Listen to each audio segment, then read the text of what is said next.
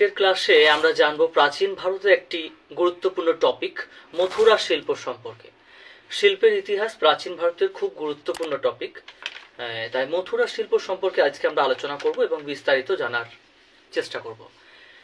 দেখুন, আমরা এর পূর্বের ক্লাসগুলোতে দেখেছি যে প্রাচীন ভারতের যে সভ্যতা, প্রাচীন সভ্যতা, প্রথম গ্রাম গড়ে উঠছে মেহেরগড়ে 7000 খ্রিস্টপূর্বাব্দে। তারপরে হরপ্পা সভ্যতা, নগর সভ্যতা গড়ে উঠলো ভারতের ইতিহাসে। সেই নগর সভ্যতার পরবর্তীকালে বৈদিক পিরিয়ড, বৈদিক যুগ, তারপর লেটার বেদিক পিরিয়ড। তারপরের ইতিহাস আমরা দেখতে পাচ্ছি যে প্রতিবাদী ধর্ম আন্দোলনগুলো গড়ে উঠছে, বৌদ্ধ ধর্ম, জৈন ধর্ম, আজীবিক ধর্ম।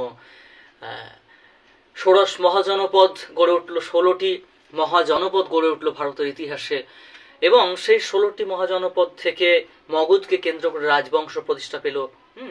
হরজঙ্ক বংশ প্রতিষ্ঠা হলো। তারপরে সেখানে নন্দবংশের পরে প্রতিষ্ঠা হলো মৌর্য বংশ। এভাবে ধীরে ধীরে ক্রোনোলজিক্যালি চলছে। মৌর্যদের পর শুঙ্গ, কাণ্ব, তারপর বিদেশি আক্রমণের মধ্যে উল্লেখযোগ্য এবং ইম্পর্টেন্ট ছিল যেটি কুষাণ যুগ।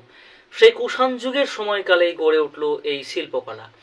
যে শিল্পকলার কথা এখন আমরা পড়ব বা জানার চেষ্টা করব বা জানবো, সেটা হচ্ছে মথুরা শিল্প। মথুরা শিল্পের সবচেয়ে উন্নত পর্যায় ছিল এই কুষাণ সময়কাল।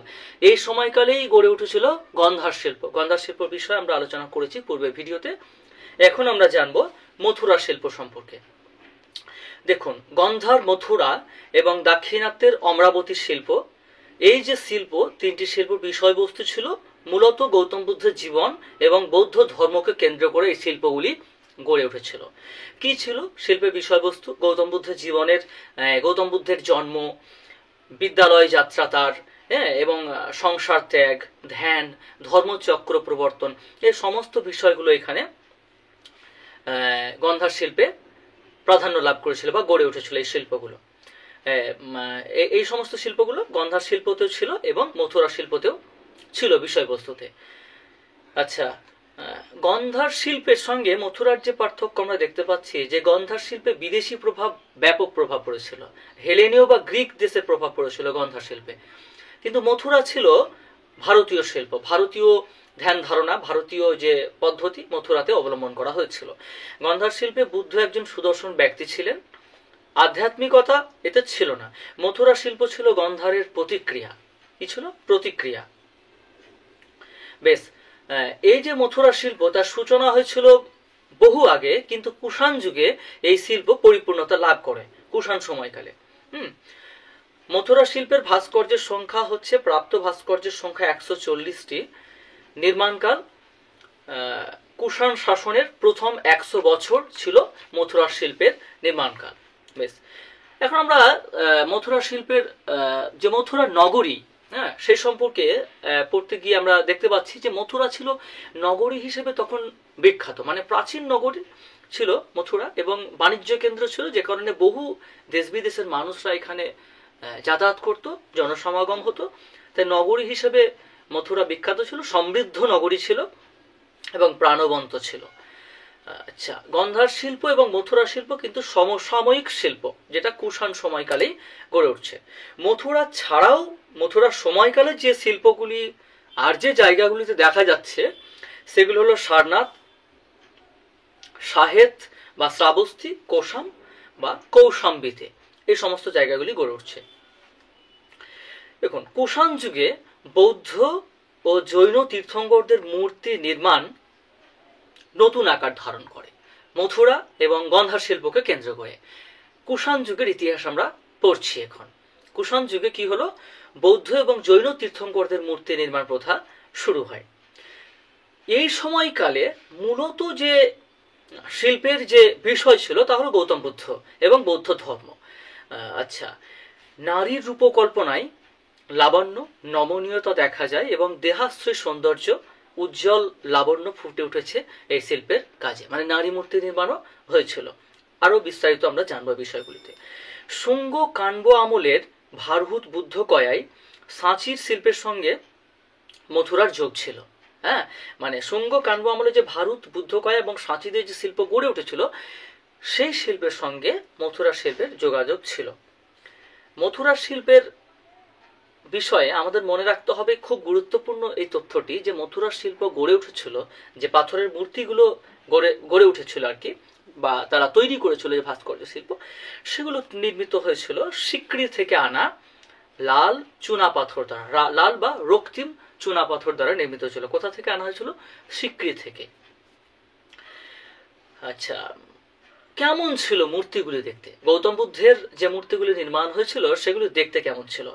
বোধিসত্ত্বের যে মূর্তিগুলি ছিল, মূর্তিগুলি দণ্ডায়মান, সামনাসামনি ছিল, মস্তক মণ্ডিত এবং গুম্ফহীন। অফুরন্ত উৎসাহ ছিল মূর্তিগুলির মধ্যে। আমরা মূর্তিগুলিকে দেখলেই বুঝতে পারছি ও শক্তির ইঙ্গিত দেয়, যেগুলি মানে দৈহিক শক্তির ইঙ্গিত দেয়। চক্ষুদয় উন্মিলিত এবং স্মিত হাসি সম্পন্ন, মনে হচ্ছে যেন মূর্তিগুলি হালকা ধরনের হাসির প্রভা তাদের মুখ থেকে বেরিয়ে আসছে। এ হচ্ছে মথুরা শিল্পের বৈশিষ্ট্য। জৈন মূর্তি যেগুলি পাওয়া গেছে, যে কয়েকটি জৈন মূর্তি পাওয়া গেছে তার মধ্যে মহাবীর, ঋষভ, সম্ভবনাথ, নন্দী বিশল এর মূর্তি পাওয়া গেছে। চতুর্মুখ বিশিষ্ট মূর্তিও পাওয়া গেছে। চতুর্মুখ মানে 4টে মুখ বিশিষ্ট মূর্তিও পাওয়া গেছে। অর্হতদের উৎসর্গীকৃত নিবেদন ফলক পাওয়া গেছে। সারনাথ জাদুঘরে কনিষ্কের সময়ের বুদ্ধ মূর্তি যেটি পাওয়া গেছে তার উচ্চতা হচ্ছে 10 ফুট উচ্চতা এবং 3 ফুট প্রশস্ত ছিল। সাহেত ও মাহেতে বৃহৎ মূর্তি এবং সারনাথের অনুরূপ মূর্তি দণ্ডায়মান। সর্বোপরি মথুরা শিল্পে যে মূর্তিগুলি পাওয়া যাচ্ছে তার বর্ণনা এগুলি। একটু মাথায় রাখতে হবে বিষয়গুলি, এই সম্পর্কে বিভিন্ন পরীক্ষাতে এই প্রশ্নগুলি জিজ্ঞাসা করা হয়ে থাকে। দেখুন, মথুরা শিল্প আমরা দেখছি কি যে ধর্মকে কেন্দ্র করে, গৌতম বুদ্ধের বৌদ্ধ ধর্ম, মহাবীরের জৈন ধর্মকে কেন্দ্র করে শিল্পগুলি গড়ে উঠছে। কিন্তু এই সময়কালে শুধু কি ধর্মকে কেন্দ্র করে শিল্প গড়ে উঠছে তা কিন্তু নয়, ধর্মনিরপেক্ষ শিল্পও ছিল। কোনগুলি ধর্মনিরপেক্ষ শিল্প? একটু আগে আমি উল্লেখ করেছিলাম নারীদেহের যে বর্ণনা, যে শিল্প গড়ে উঠেছিল তার কথা বলেছি, সেগুলি হচ্ছে ধর্ম নিরপেক্ষ। আমরা এবার যদি আলোকপাত করতে চাই সেদিকে, তা হচ্ছে যে মথুরা শিল্পে যে ধর্ম নিরপেক্ষ ছিল সেখানে নারী মূর্তি নির্মাণ যেগুলি ছিল তাতে যৌন আবেদন বেশ স্পষ্ট। একদিকে লাবণ্য, অন্যদিকে কামনার আবেদন। মূর্তিগুলি দেখলেই বোঝা যাবে, আপনারা ইন্টারনেটে একটু সার্চ করে নিতে পারেন, মথুরা আর্ট লিখলেই সমস্ত ছবিগুলো চলে আসবে। ধর্মনিরপেক্ষ যে শিল্প কার্য মথুরার সময়কালে গড়ে উঠেছিল তার দ্বিতীয় আরেকটি যে বিষয় আমরা দেখতে পাচ্ছি তা হচ্ছে যে রাজাদের মূর্তি গড়ে উঠছে সে সময়। ভীমকদভিস কুষাণ শাসক, কনিষ্ক, শক শাসক চষ্টনের মূর্তি পাওয়া গেছে। ভীমকদভিস যেটি মূর্তি, সেখানে দেখা যাচ্ছে সিংহাসনে দুদিকে সিংহ এবং পায়ে বুট পরিহিত অবস্থায় আছে। কনিষ্কর যে মূর্তি, বেদির উপর বীরত্বপূর্ণ মূর্তি এবং সেও বুট পরে আছে এবং তরবারি হাতে আছে। প্রশ্ন আসতে পারে যে কোন শিল্পকলায় কনিষ্কের যে মূর্তি সেখানে কনিষ্ক পায়ে বুট অবস্থায় দেখা যাচ্ছে, সেটা হচ্ছে মথুরা শিল্প। আমরা আলোচনা করেছি কি যে গন্ধার শিল্পেতে গ্রিক বা হেলেনীয় প্রভাব পড়েছিল। এখানে গুরুত্বপূর্ণ বিষয় মনে রাখার মথুরার ক্ষেত্রে যে মথুরা শিল্প কিন্তু ছিল ভারতীয় ভাবধারা পুষ্ট। মথুরা শিল্প ছিল ভারতীয় ভাবধারা পুষ্ট। এখন গন্ধার শিল্পের যে গ্রিক বা হেলেনীয় প্রভাব পড়েছিল তা কি মথুরা শিল্পকে প্রভাবিত করেছিল? না, ভারতীয় শিল্পে যে প্রভাব পড়েছিল ছিল ক্ষণস্থায়ী। যদিও প্রভাবিত করে থাকে তাহলে খুব কম পরিমাণে প্রভাবিত করেছিল গন্ধার শিল্প। তাহলে মথুরা শিল্পে আমরা যে ওভারঅল বিষয়গুলো দেখতে পাচ্ছি তা হচ্ছে বুদ্ধ বোধিসত্ত্বের মূর্তি, নগ্ন পুরুষ মূর্তি, অর্ধনগ্ন নারী মূর্তি, যক্ষিণী অথবা বৃক্ষকা বা অপ্সরার মূর্তি, এই সমস্তগুলো দেখা যাচ্ছে মথুরার শিল্পে। আচ্ছা, তো এই সমস্ত শিল্প আজকের বিষয় আমরা পড়লাম যে মথুরা শিল্প সম্পর্কে। এই ছিল মথুরা শিল্প সম্পর্কে বিস্তারিত তথ্য, যে মথুরা শিল্প গড়ে উঠল কুষাণ সময়কালে, এবং মথুরা শিল্পের বিষয়গুলো বললাম যে বিষয়বস্তু ছিল গৌতম বুদ্ধ, মহাবীর জৈনের কিছু বিষয়বস্তু ছিল। এছাড়া ধর্মনিরপেক্ষ যে বিষয় ছিল তার মধ্যে নারী মূর্তি ছিল, পুরুষ মূর্তি, রাজাদের মূর্তি প্রাধান্য পেয়েছিল মথুরা শিল্প। কুষাণ যুগের টাইম লাইনটি এক্ষেত্রে মনে রাখা দরকার, যে মানে আমরা বললাম কি কুষাণ যুগের প্রথম 100 বছরের মধ্যে এর কিন্তু মানে পরিপূর্ণতা লাভ করেছিল এই শিল্প, কিন্তু শুরু হয়েছিল অনেক আগে থেকেই।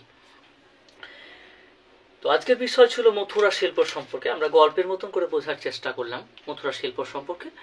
পরবর্তী ক্লাসে দেখা হচ্ছে পরবর্তী বিষয় নিয়ে। পরবর্তী বিষয় নিশ্চয়ই অমরাবতী শিল্পর ওপর কথা বলবো বা আলোচনা করব আমরা। আজকের বিষয় এই পর্যন্ত, দেখা হচ্ছে পরবর্তী বিষয়ে পরবর্তী কোনো ভিডিওতে। আজকের ক্লাস বা এই ক্লাসটি এই পর্যন্ত। ধন্যবাদ, ভালো থাকবেন।